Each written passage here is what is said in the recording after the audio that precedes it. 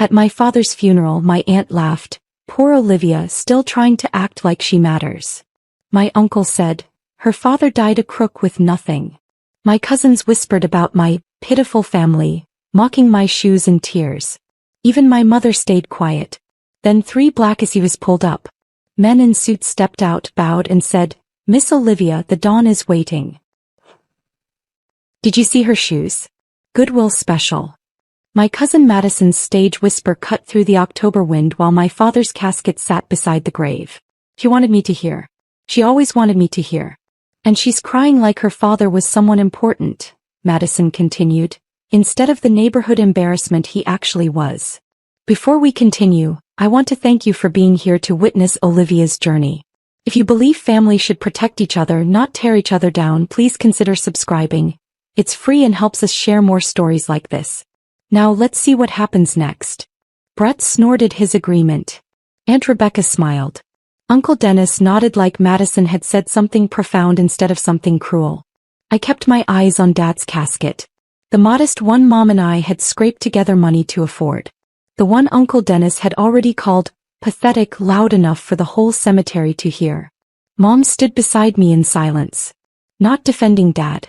Not defending me. Just standing there like she'd stood at every family gathering for 23 years while her family tore us apart. Her father died a crook with nothing to his name, Uncle Dennis announced to anyone still listening. Criminal families breed criminal children. That's when I heard the engines. 3 black SUVs rolled through the cemetery gates with synchronized precision. 6 men in expensive suits emerged. The lead man, silver-haired, dangerous, unmistakably powerful, walked directly to me. He took my hand gently and bowed like I was royalty. Miss Olivia. The dawn has been waiting to meet you. Your father spoke of you every day. Vincent Moretti. Everyone in our city knows that name. My aunt made a choking sound. My uncle's face went gray. They'd just spent my father's funeral calling him a nobody. Mocking my tears. Laughing at my shoes. They had no idea who they'd actually been dealing with. The cemetery had gone completely silent. Even the wind seemed to pause, waiting to see what would happen next. The priest who'd been edging toward his car stopped mid-step. The handful of mourners who'd been drifting away froze in place. Vincent Moretti still held my hand, his grip gentle but somehow commanding. Up close, I could see the fine lines around his eyes, the silver threading through his dark hair, the small scar on his left cheekbone that suggested a history of violence survived rather than avoided. Behind him, the 5 other men stood in formation. Not threatening exactly, but radiating the kind of controlled power that made it clear they could become threatening in an instant if the situation required it. One of them held an enormous floral arrangement. White roses and lilies assembled into something that belonged at a state funeral. Not in this modest cemetery beside the simple bouquets Mom and I had chosen. I apologize for the interruption, Vincent said, turning slightly to address the gathered mourners. His voice was pleasant, almost warm, but something underneath made my survival instincts whisper warnings. But Miss Olivia has matters to attend to. Her father's true family would like to pay their respects. The emphasis on true family wasn't subtle. Neither was the way his gaze swept across Aunt Rebecca, Uncle Dennis, and my cousins before dismissing them as irrelevant. The man holding the massive floral arrangement stepped forward and placed it carefully beside Dad's grave. It dwarfed everything else there, a statement written in flowers that said, "This man mattered. This man was loved. This man was powerful enough that his death brings men like us to pay respects." Miss Olivia, Vincent said, his attention returning to me. When you're ready, the dawn is waiting to meet you. He would have come himself, but... He paused delicately. There are reasons your father kept certain aspects of his life separate from you. The dawn respected those boundaries. But now that Antonio has passed, there are things you need to understand about your heritage. My heritage. The word hung in the air like a question I didn't know how to ask. I looked at my mother one last time. She was staring at Vincent with an expression I'd never seen before. Terror and recognition mixed together in equal parts. Not surprise. Not confusion. Recognition. Mom. My voice came out steadier than I expected, considering my entire world had just tilted sideways. She met my eyes briefly then looked away. When she spoke, her voice was barely a whisper, but it carried in the silent cemetery. Go with them, Olivia. Your father. He would have wanted this. The words confirmed something I'd been suspecting since the SUVs arrived. Mom had known something all along. Maybe not everything, but enough to recognize that men in expensive suits bowing to her daughter at a funeral weren't here by accident. She'd known Dad had secrets, connections, a life beyond the modest insurance salesman routine he'd maintained for 23 years.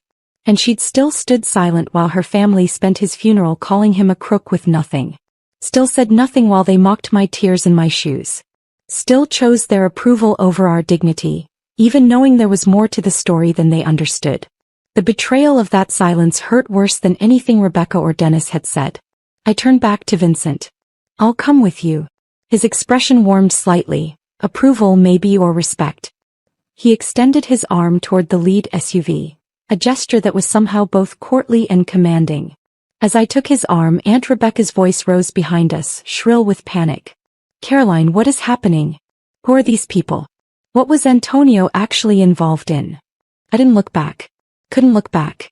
If I looked at Mom's face right now, I might say something I couldn't take back. Or worse, I might cry, and I refused to give my mother's family the satisfaction of seeing me break. Vincent guided me toward the SUV with careful courtesy, like I was something precious that needed protecting. One of his men opened the back door. The interior was more luxurious than any vehicle I'd ever been inside. Leather seats that probably cost more than my college tuition, polished wood trim, an atmosphere of controlled power that made the space feel simultaneously safe and dangerous. Vincent settled into the seat across from me. The door closed with the solid sound of German engineering, sealing us into silence while outside my mother's family descended into chaos. Through the tinted window, I could see Aunt Rebecca grabbing Mom's arm, her mouth moving frantically. Uncle Dennis was staring at the SUVs like he'd just realized he'd made a terrible mistake.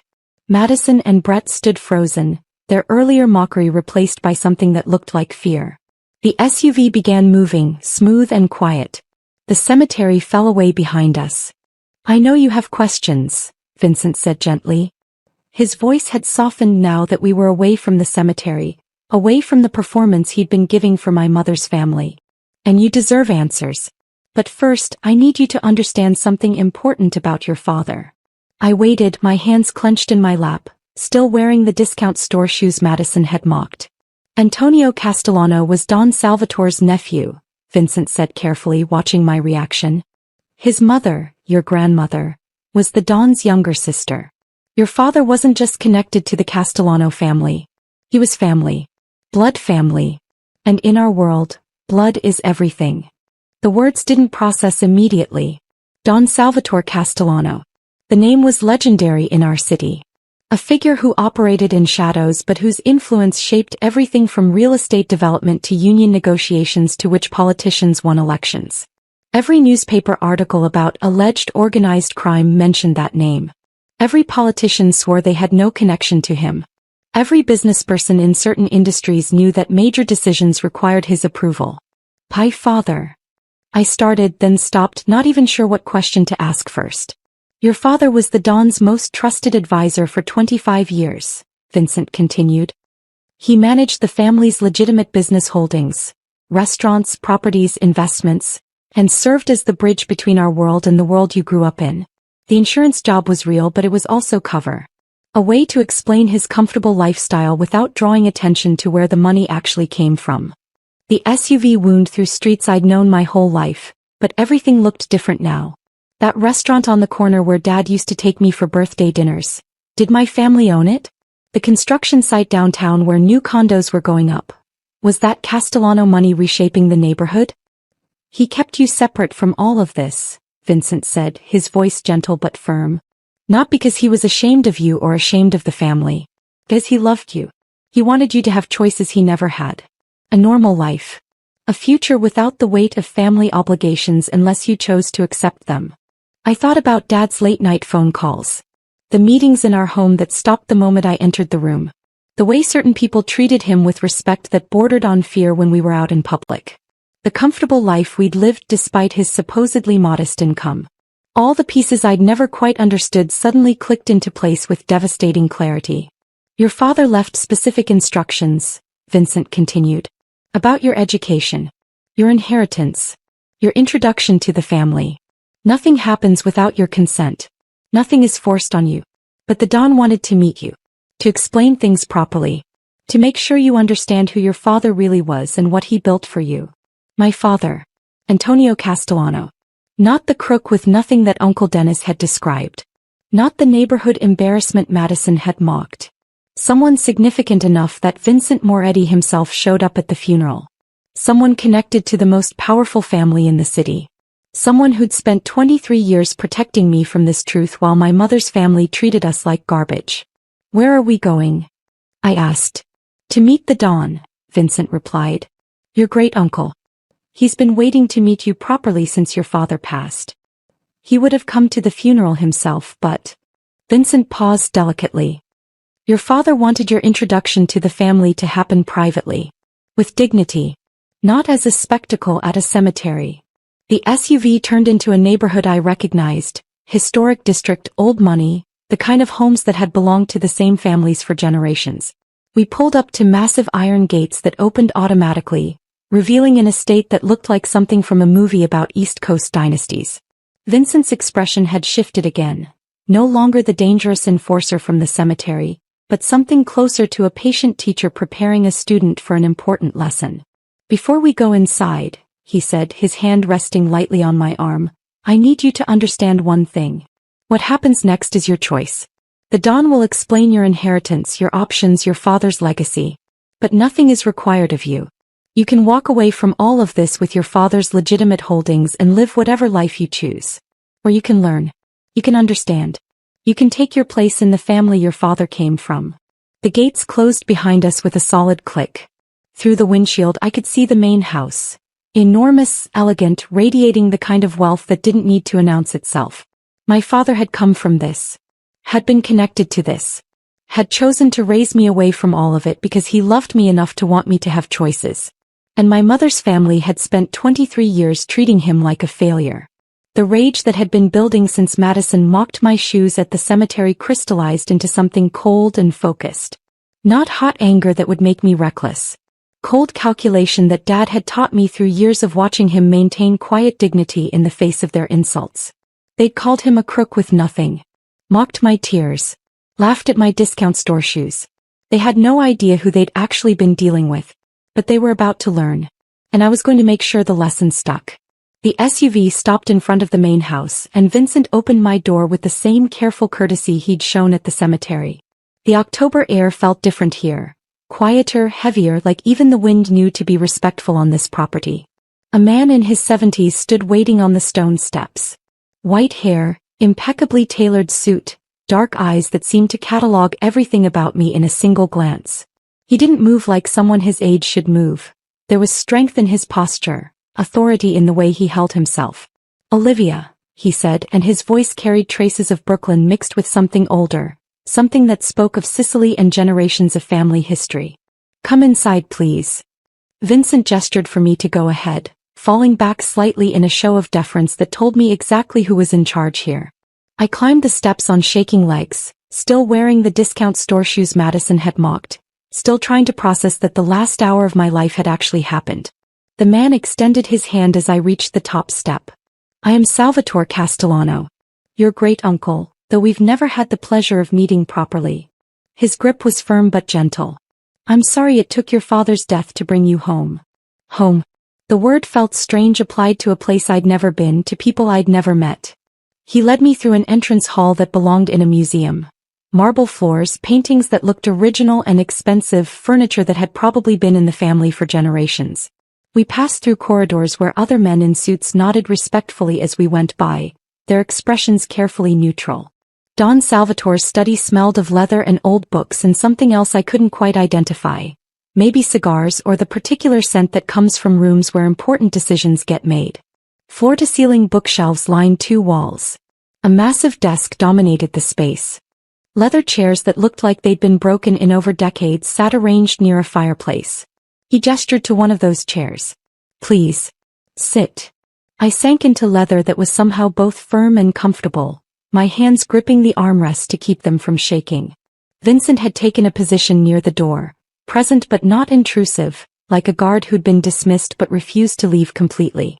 Don Salvatore studied my face for a long moment before speaking. You have your grandmother's eyes, he said quietly. Maria. My younger sister. She passed when you were just a baby, but she would have loved knowing you. Antonio spoke of you constantly, your intelligence, your strength, your kindness. He was so proud of the woman you became. Something in my chest cracked at those words. This stranger, this man I'd never met, was acknowledging my grief as real and important. Not embarrassing. Not pathetic. Losing your father. The Don's voice caught slightly, showing vulnerability I suspected few people ever witnessed. It was like losing a son. Antonio was family in every sense that matters. His death diminishes us all. He moved to his desk and returned with a folder thick enough to contain a novel. When he placed it on the small table between us, I could see my name written on the tab in careful handwriting. Your father was a meticulous man, Don Salvatore said, settling into the chair across from me. He prepared for every possibility, including his death. These documents represent your inheritance. My hands shook as I opened the folder. The first page was a property deed. Marina Bay Restaurant Group, a name I vaguely recognized from signs around the city. 12 locations listed with addresses I knew. Underneath, financial statements showing revenue in the millions. I flipped to the next document. Castellano Properties. 37 residential and commercial buildings throughout the metro area, each one listed with current market valuations that made my eyes blur. Stock certificates. Investment portfolios. Bank statements with balances that had so many zeros I had to count them twice to believe what I was seeing. Your father, Don Salvatore said quietly, was worth approximately $42 million when he passed. Every legitimate penny of it now belongs to you. The room performed a slow rotation. I gripped the chair arms harder, trying to anchor myself to something solid while my entire understanding of reality restructured itself. $42 million. While Uncle Dennis called him a crook with nothing. While Aunt Rebecca mocked our modest lifestyle. While Madison laughed at my discount store shoes. While my mother's family spent 23 years treating us like charity cases who didn't understand our place. My father had been worth $42 million. How? The word came out barely a whisper. Your father was brilliant with money, the Don explained. He started with the restaurant business. One location that did well, then another, then another. Each success funded the next venture. He bought properties when the market was down, held them, sold when values increased. He invested wisely. And he did it all legally with proper documentation, clean books, legitimate business practices. Vincent spoke from his position near the door. But there's more than just the money, Miss Olivia. Don Salvatore nodded slowly, his expression growing more serious. He reached for another folder, thinner than the first but somehow heavier. Your father also held certain responsibilities within our family organization, the Don said carefully. He mediated disputes between businesspeople who couldn't use traditional courts. He provided protection services for legitimate businesses facing illegal threats. He ensured that certain operations, some legal, some less so, ran efficiently without unnecessary violence. He opened the second folder, revealing what looked like case files. Names, dates, situations, resolutions. I saw mentions of restaurant owners being extorted, construction companies facing sabotage, shop